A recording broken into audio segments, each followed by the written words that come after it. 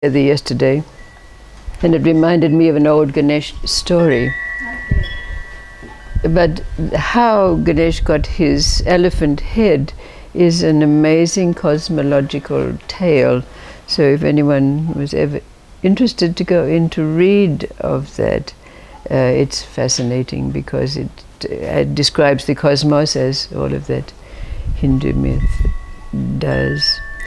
But we know that in India they have had a very strict caste system. The untouchables who carry the night soil and dig and break the rocks on the side of the road.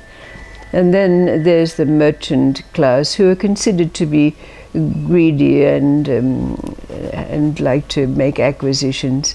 And then there's the warrior class who are considered to be honorable. And then, of course, the priestly class, or the Brahmins, as they're designated. But this is a story of a young warrior who befriended a merchant. Now, over the time of their friendship, the young warrior came to revere this merchant because he found that when something grand happened to him, he got a windfall in his business, the merchant was quite unperturbed by this, not celebratory in any way. And then when he lost something or something tragic happened, he was also unperturbed, always calm, benign somewhat. And then one day when they were walking, they came across a house that was on fire, and the merchant dashed in fearlessly to help those people who were trapped inside. So this really put, for this young warrior, this merchant in a rather elevated place in his estimation. But one day he said to the merchant, he said, "I suppose you're one of those who worships Ganesh like most merchants do so that they can have prosperity and so forth." And the merchant replied, "Yes, I do worship Ganesh, but I never ask for anything.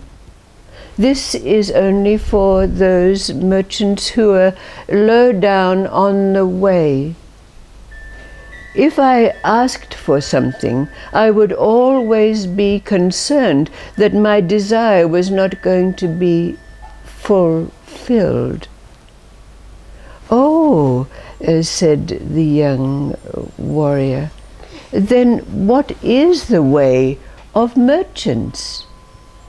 And the merchant said, "Well, this is not something that can be spoken. It can only be demonstrated. Come with me." So he took the young warrior and they went into town.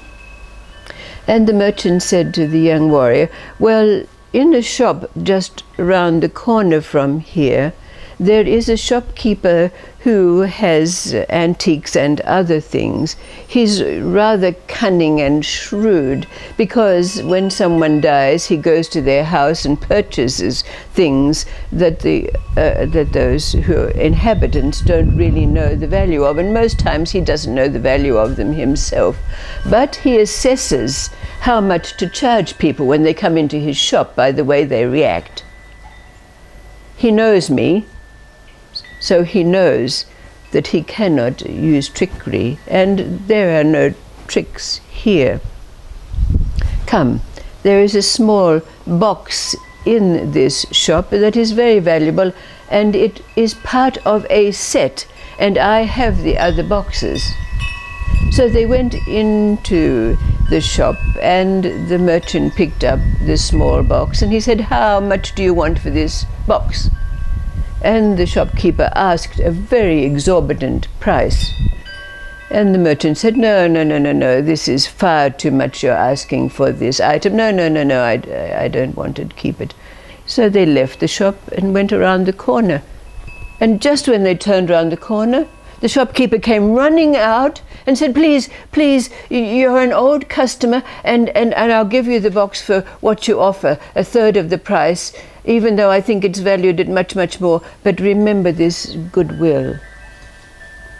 So the merchant handed over the money and took the box. Well, the young warrior turned to the merchant and he said, well, that was pure trickery.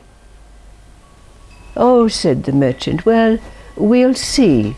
Is there something that you want? And the young warrior said, well, at another shop in town, there is a sword that comes from our heritage. It's very valuable, so I don't think that I would be able to afford it. But it's very special, because I am of that lineage where we're renowned for our small hands, and the hilt of this sword has a small, very small handle, so that our enemies, even though they acquire our swords, cannot use them because the hilts are too small. So said the merchant, go into the shop and see. And I'll wait here and you come and tell me what happened. So after a while, the young warrior comes back with his head down and he said, well, I wasn't successful. It didn't work. Well, said the merchant, come, sit here. And he said, drop the sword. Let it go. Forget about the sword. Because the young warrior had said, well, I really wanted that sword. It's part of our lineage. I would drop the sword. He said, drop the sword. And then after a while, the young warrior said, I can't do it. I can't do it. What is this way of the merchant? And the merchant said, well, he said, you as a warrior have honor, and you would die for that honor. But the way of the merchant is, every day when I sit down in front of the image of Ganesh, I imagine a fire, and I allow that fire to burn my house. I allow it to burn my warehouses, my family. And then there's only Ganesh and I and Ganesh. And then the fire even burns myself, and there is only Ganesh. Now one day someone said to the young warrior, why do you spend your time with that merchant? And the warrior said, sometimes I wonder whether he is a merchant playing at being Ganesh, or Ganesh playing as being a merchant.